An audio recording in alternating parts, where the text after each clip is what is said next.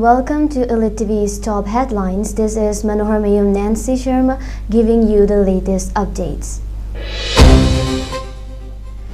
In spite of boycott and bans imposed by various armed outfits, Manipur State observed the 77th Republic Day celebration 2026 yesterday, the 26th January at various district headquarters across the state. The state-level observation was attended by Manipur Governor Ajay Kumar Vala. On the occasion, President's Medals for Distinguished Service and Medal for Meritorious Service were awarded to deserving police personnel of the state government. According to community organization, the village was set on fire on January 26, triggering fear and insecurity among residents of the Kuki-Zo community, even as the state marked the 77th Republic Day. The Committee on Tribal Unity CTU condemned the attack and alleged lapses in security arrangements in the area. Demanding immediate action, the CTU issued a 24-hour ultimatum to the state authorities to arrest those responsible for the burning of Konglong 2 village. The organization warned that failure to act would lead to a total shutdown of National Highway 2 AH2 and National Highway 37 from midnight of January 27 to midnight of January 28.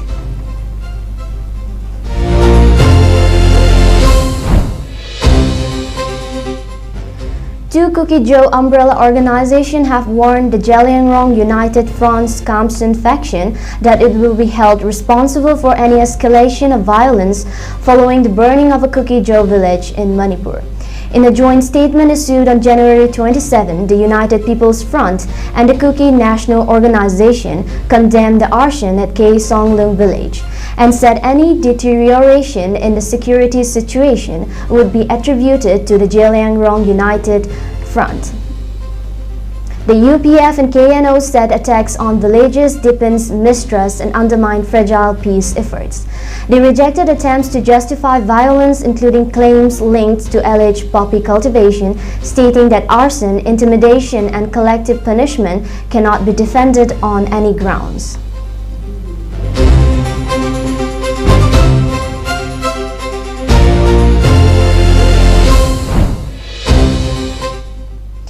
In the aftermath of the Republic Day arson that shook Konglong village in Manipur's Kangpokpi district, a high-level joint peace meeting will be convened at the district headquarters, marking a decisive effort by the administration and community leaders to defuse tensions and restore stability in the region. The meeting, scheduled to be held at 1 p.m., will be led by Dipu Gangwei, chairman of the Hill Areas Committee Manipur, and MLA from the Nungba Assembly constituency, representatives of major tribal and civil society organizations, including Kuki Civil Society Organizations, CSOs, the United Naga Council, UNC, the Jalingrong Union, and the Rongmei Naga People's Organization, RNPO, will participate in the deliberations. Tamayamale Awangbo Newmai is also expected to attend.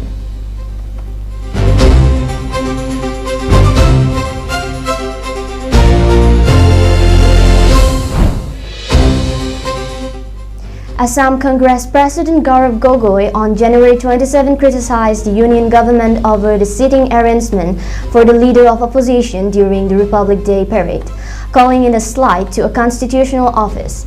Leader of opposition in the Rajya Sabha Mallikarjun Kharge and leader of opposition in the Lok Sabha Rahul Gandhi attended the parade at Kartavya Path on January 26, but were seated in the third row.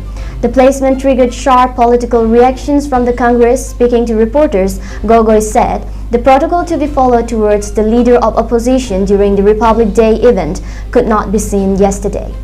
This has happened repeatedly. He added that the Prime Minister must explain why he disregards the respectable position of the leader of opposition while he calls Parliament a temple of democracy.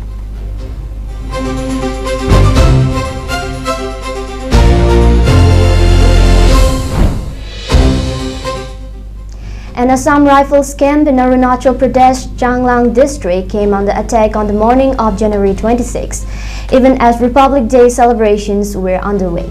The incident occurred at the Ranglung Company operating base of Changlang Battalion, located near the India-Myanmar border, approximately 10 kilometers from the Changlang district headquarters.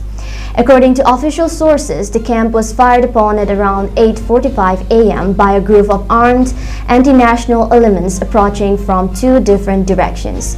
Assam Rifles personnel retaliated effectively, following which counter-operations were launched in the area. No casualties to security forces or civilians were reported.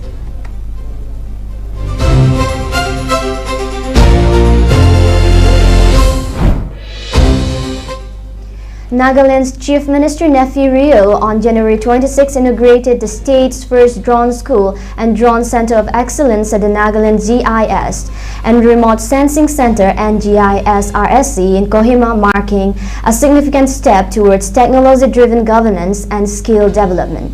Launched as part of the 77th Republic Day celebrations, the state-of-the-art facility is a pioneering initiative of the State GIS and Remote Sensing Center under the Planning and Transformation Department.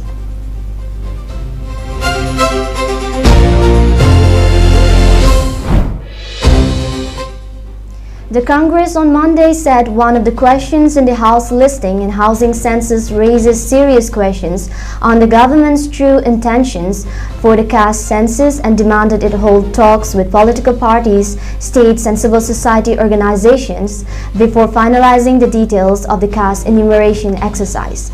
Congress General Secretary in charge of communication Jairam Ramesh said phase 1 of the much-delayed consensus to 2027 is scheduled to be conducted during April to September 2026.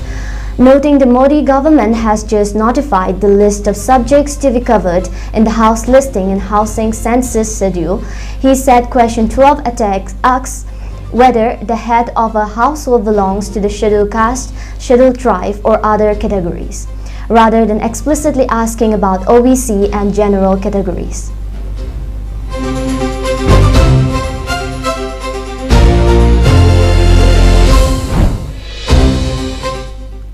Israel stated that its military was conducting a large-scale operation to locate the last hostages in Gaza as Washington and other mediators pressure Israel and Hamas to move into the next phase of their ceasefire. The statement came as Israel's cabinet met to discuss the possibility of opening Gaza's key Rafah border crossing with Egypt, and a day after top U.S. envoys met with Prime Minister Benjamin Netanyahu about next steps. The return of the remaining hostages Ron Zivli has been widely seen as removing the remaining obstacle to moving ahead with opening the Rafah crossing, which would signal the U.S. brokered ceasefire's second phase.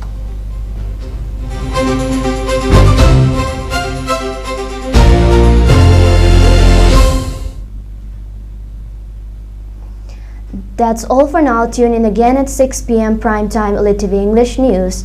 Thank you for watching.